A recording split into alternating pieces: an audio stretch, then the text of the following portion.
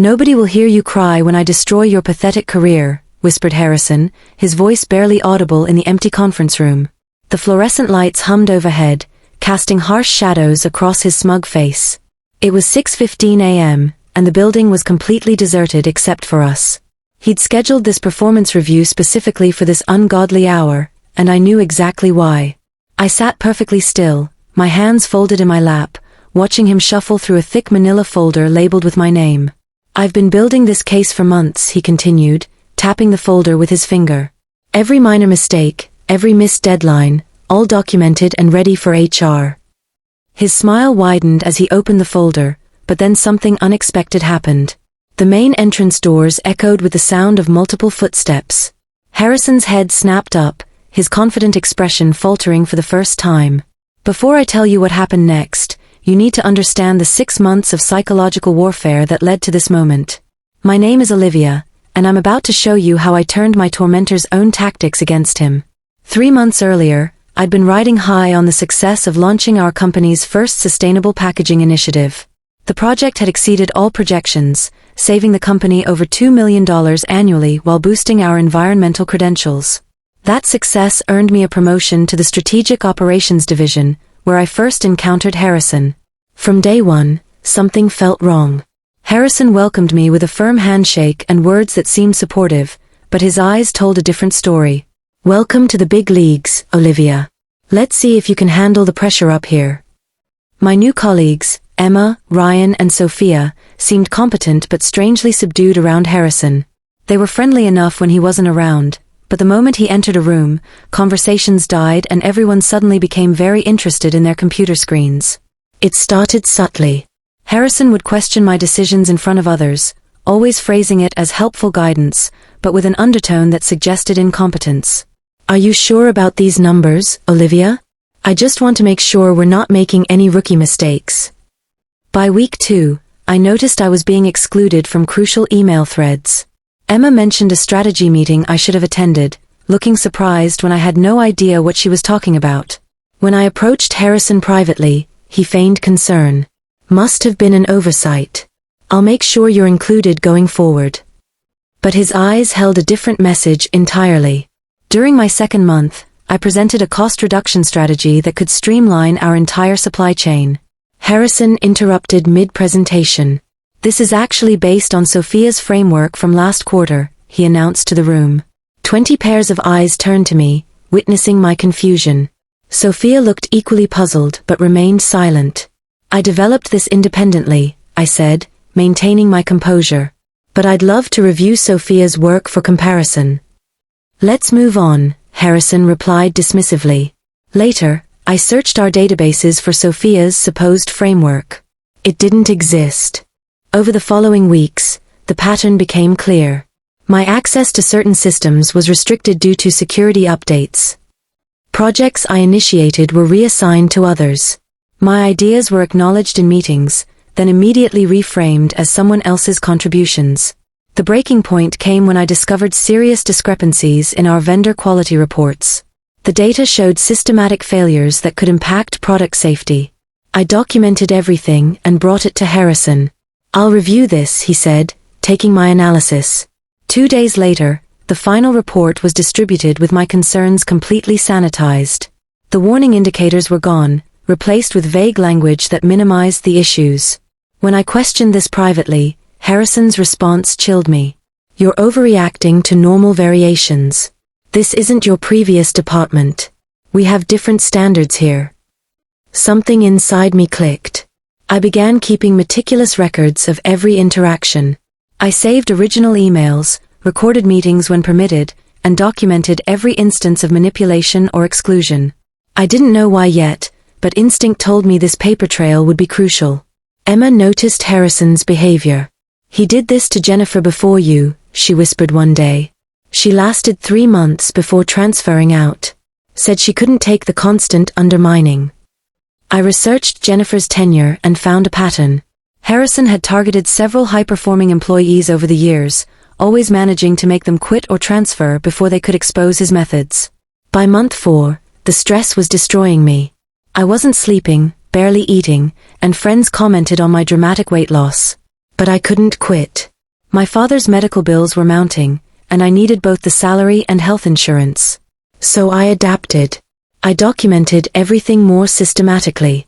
I built relationships with colleagues in other departments.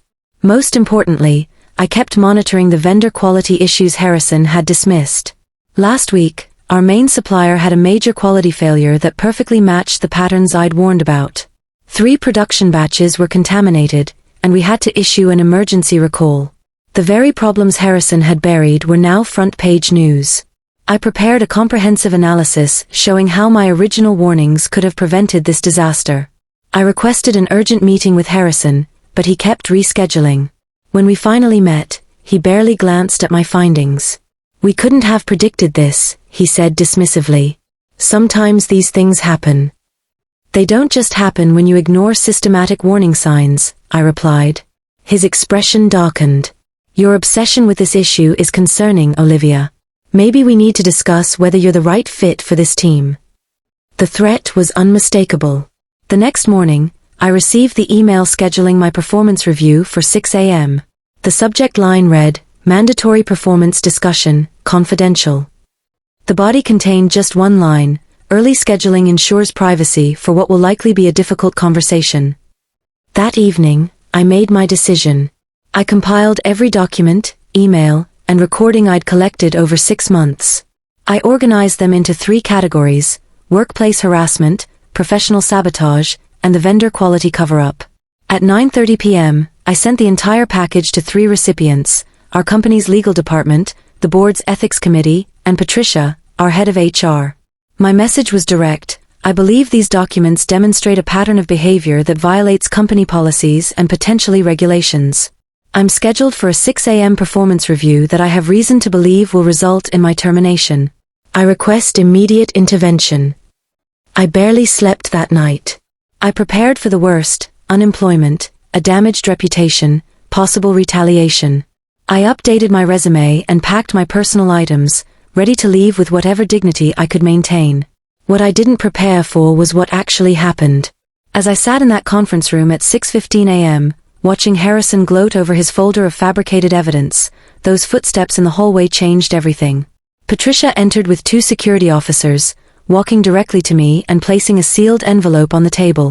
"Open it, Olivia," she said gently. Harrison's face transformed from smugness to confusion to pure terror as I read the contents. The letter acknowledged my evidence, confirmed that an investigation had begun immediately, and offered me a temporary reassignment to work directly with the executive team. "What is this?" Harrison demanded, standing so abruptly his chair rolled backward. Patricia's expression remained professional but firm. "Harrison, we need to discuss this in my office. Security will escort you." "This is ridiculous," he sputtered. "Whatever she's told you is fabricated. I have documentation of her poor performance." "Yes," Patricia interrupted.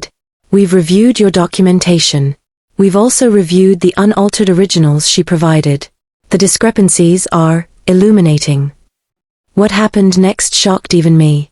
The investigation revealed that Harrison had been systematically manipulating performance records for years.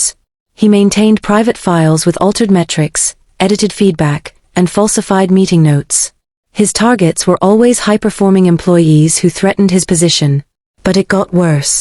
The vendor quality issues I'd identified weren't just about safety, they were about money. Harrison had been receiving kickbacks from suppliers in exchange for overlooking quality problems. My warnings threatened to expose his corruption. Within a week, Harrison was terminated. The company issued formal apologies to me and 6 other employees who had been targeted. The vendor contracts were revoked, and new quality protocols were implemented. 3 months later, I was offered a newly created position, Director of Workplace Integrity and Quality Assurance, reporting directly to the board. My first assignment was to review all departments for similar patterns and implement systems to prevent future abuse. Harrison faced criminal charges for the kickback scheme.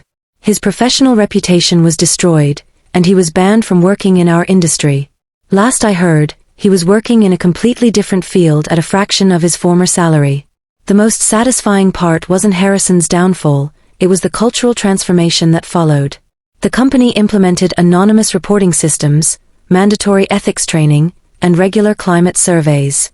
Employees who had left under suspicious circumstances were contacted and offered opportunities to return. Jennifer, Harrison's previous victim, accepted a position as my deputy director. "I never thought I'd see justice," she told me. "Thank you for being braver than I was." But I wasn't braver. I was just more systematic in my documentation and more strategic in my timing.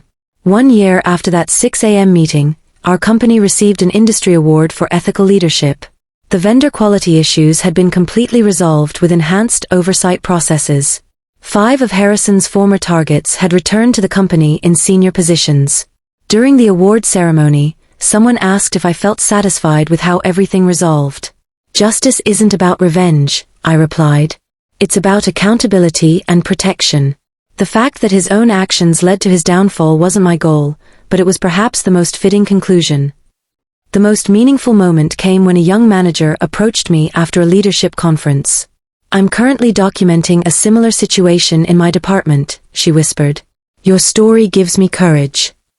That's when I realized the true impact. It wasn't just about removing one toxic supervisor. It was about breaking the cycle of silence that protects workplace abusers and creating a blueprint for others to follow. Harrison's words, "Nobody will hear you cry," proved prophetic in a way he never intended. There were no tears that morning, only the sound of justice finally arriving. And it all began because I trusted my instincts enough to document everything, even before I understood why. Remember, documentation is your strongest ally. The truth, preserved carefully, has power that manipulation can never match.